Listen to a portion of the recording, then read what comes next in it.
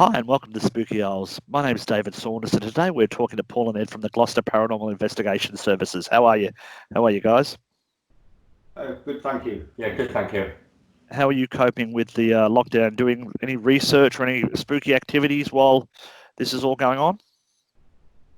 Yeah, well, it's mostly at home, of course, but catching up on a lot of backlog, if you like, of investigations that we've done in the past and we haven't managed to catch up on and analyse fully yet. So we're going through that at home, putting some videos together, and we've also been lucky enough to get out and do some live feeds as well, haven't we? Yeah, I've been working with the authorities, local authorities, and obviously with everything lockdown, been given their permission to be able to carry on doing our live feeds, so we're able to bring some sort of activity to the homes of people via our live feeds, which is truly amazing and really blessed. That's fantastic stuff. So tell us a little bit about how you set up your paranormal group. You've been running for about 4 years? Yep, just under 4 years now. We started out we formed the team back in October of 2016, but it all started out when me and Ed went up to a local graveyard called St. Catherine's in Matson, here in Gloucester, where the famous story of the Grey Lady is supposed to be. We went up there with just a digital recorder and a digital camera, and managed to catch a really good voice and a really good, what we believe to be the apparition of the Grey Lady. And we thought, well, with such a small amount of kit, what would we get if we invested in the equipment, started hitting the big historical indoor locations, and it just took off from there, really. Yeah. I've been to Gloucester once. I went to the church there when I was driving through one time, so I'm not particularly familiar with the area. Can you maybe tell us about a bit of the history of Gloucester and what are the kind of places you'd be investigating there? Well, the city of Gloucester itself is rich in historical history, from the Romans as a Saxon castle, and even to some of the places that we have investigated, like the New Inn, and also a place called the Fleece, which is no longer in operation at all. But these were two of the three great inns that were built for the King's coronation and the King's death, for the overload. The New Inn itself has obviously got stories laid to it that Lady Jane Grey was pronounced queen on the balcony for a seven. When you say king, which king are you talking about? When you say that built for which king?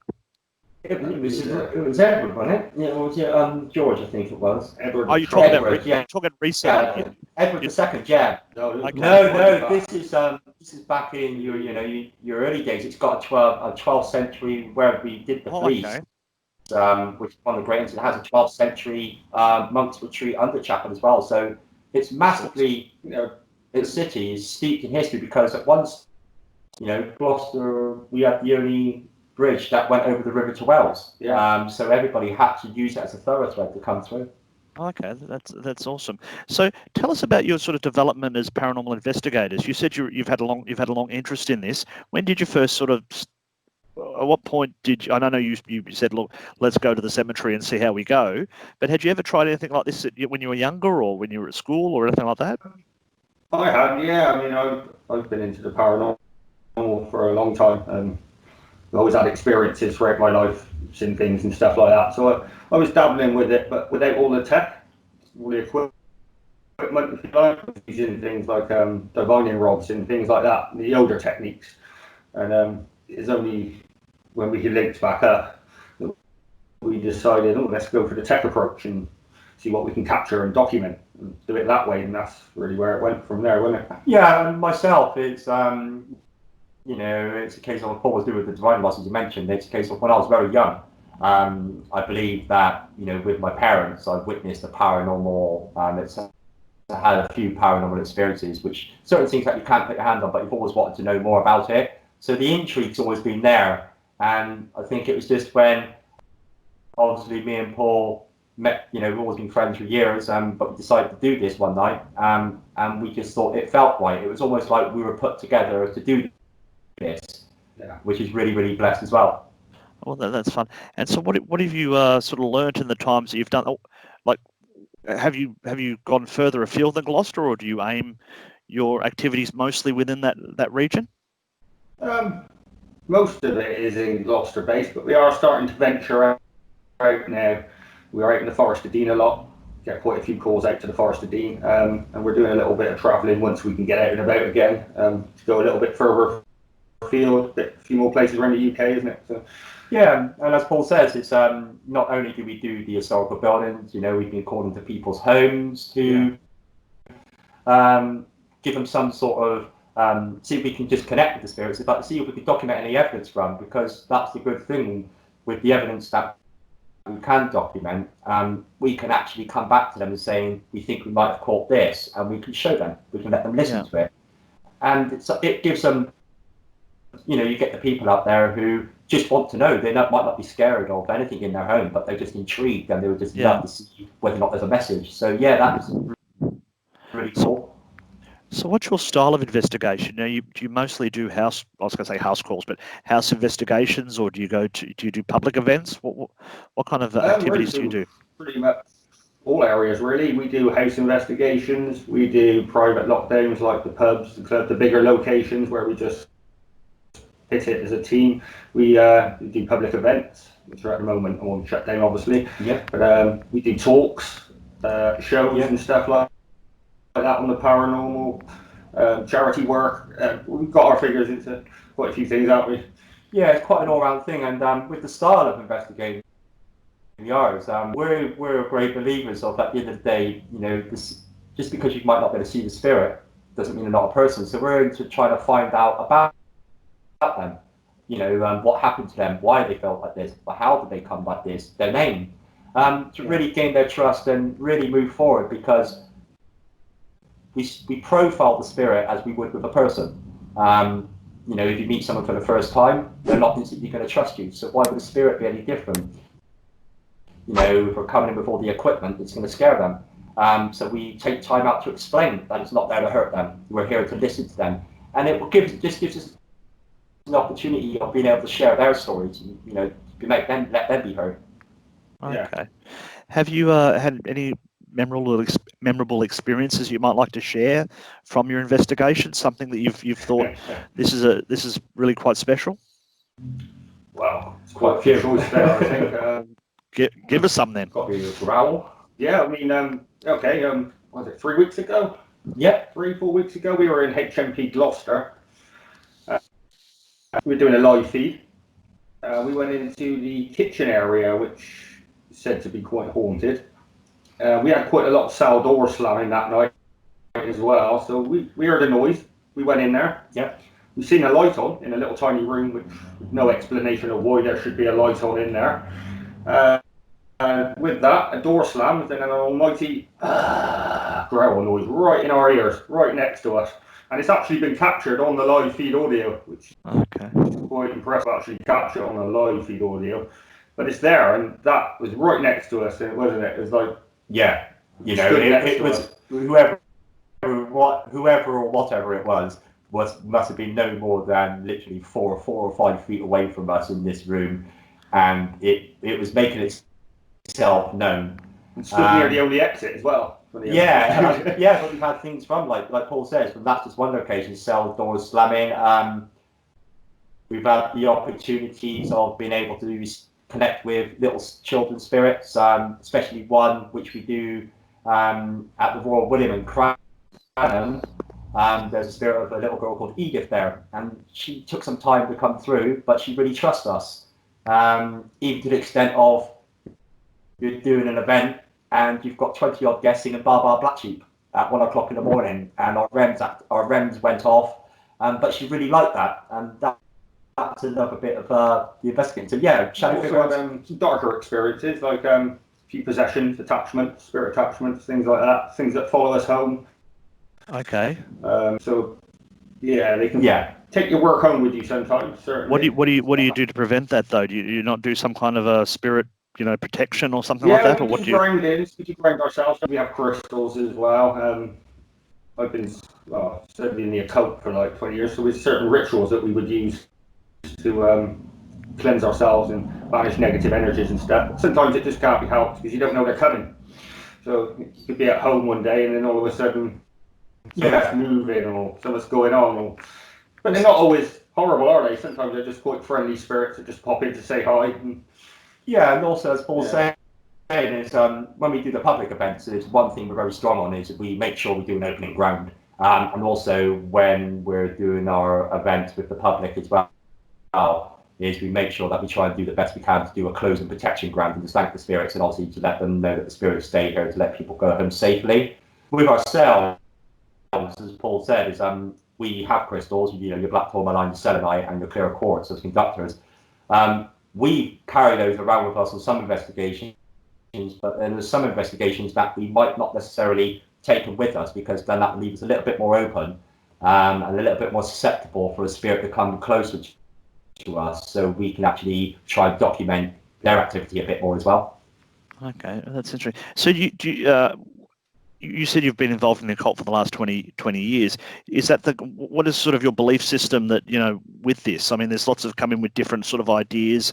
People, I was interviewing someone last night and they're sort of more atheists, so they kind of don't come in with any kind of set belief systems. What are your belief systems, if there are, if you have one? I've always been pagan, obviously, so I believe in a goddess and a god, and the earth energies, elements, and all of that kind of energies, really. I've studied various different traditions of it, never really settled on one in particular, just more studied it, practiced it. That's why I started with the investigating with the divining rods and things like that. There's the old techniques, but we wanted tech, really. We wanted a new way of doing it where we can document and show people, which is a bit hard to do with divining rods and stuff. So, yeah, but I wouldn't say I've settled on a particular tradition of the occult. Just study it and practice it as an occultist, cool. I suppose. Yeah, with myself, is I've more like followed the pagans, like the more lighter side of things myself. It's one, my mum's born, it was quite strange, my mum's born on the summer solstice, and my birthday is actually on the pagan harvest. So with that in mind, it's a case of, it works really well because where Paul's obviously looked at the darker side of things as well, and I'm more the lighter, connectively, you've got the light and the dark, and this is able to us to represent and explain about how, you know, your darkness is your friend, you know, and, you know, you have to have both. And it helps us when we investigate as well, because we've got the experience from the dark side sort of thing and the lighter side, so we can adapt from both areas to try and counteract or communicate with whatever sort of spirit we're dealing with. Okay. From the past 4 years, what have you learned that you'd want to pass on to someone? So, say someone was starting to do investigations today. What could you tell them from what you've learned? Well, first of all, you don't need to go out and you don't need to get a bank overdraft. That's for one. You know, you'll see all this gadgetry on the actual market, and if people think I need to go and buy all this equipment, no. It helps, yes.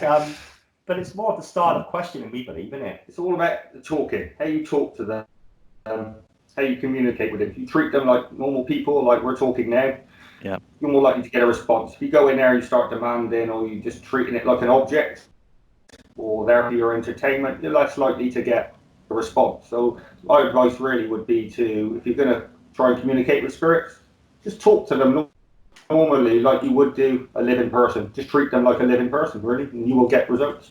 Yeah, because you've got to have all the hallmarks. I mean, if you look at the people in a person now, it's a case of, you know, when you first go into their home, like a spirit, you know, you're going into their home for the first time, so it's common courtesy. You say your please and thank yous.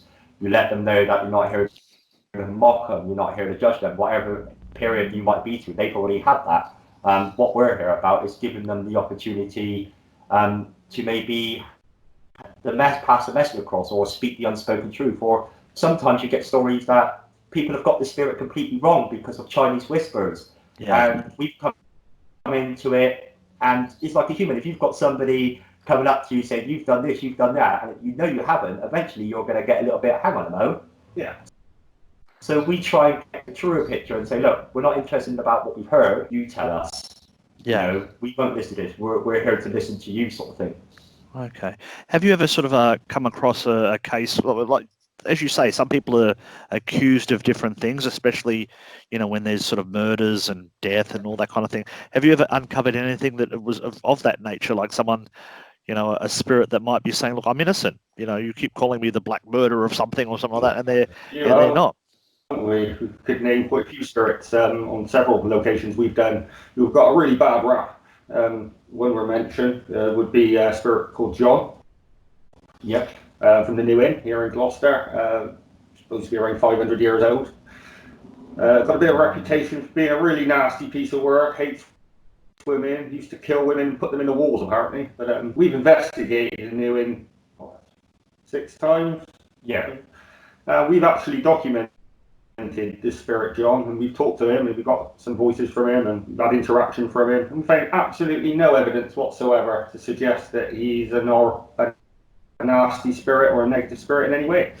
So it's trying to get the truth, you know, set aside all these stories which just get exaggerated every year they're told, really. So. And on another one as well, we did a Halloween event, wasn't there? Yeah. And once again, there was this more of what we thought was quite a nasty piece of work, the spirit dark entity. And it wasn't until it was really feeling my first sort of like empath experience where I really got affected by the spirit, and I had its true feelings come through. And from that, we got the story. We've actually found out from that was that this person wasn't actually nasty. All these 5 years ago, he was actually set and murdered there.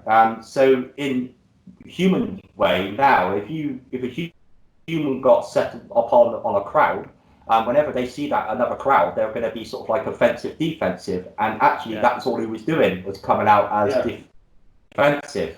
And we actually, following events, stood up and actually said, look, treat this guy with a bit of respect. We know we've got it wrong. He's not nasty. He's just scared. Yeah.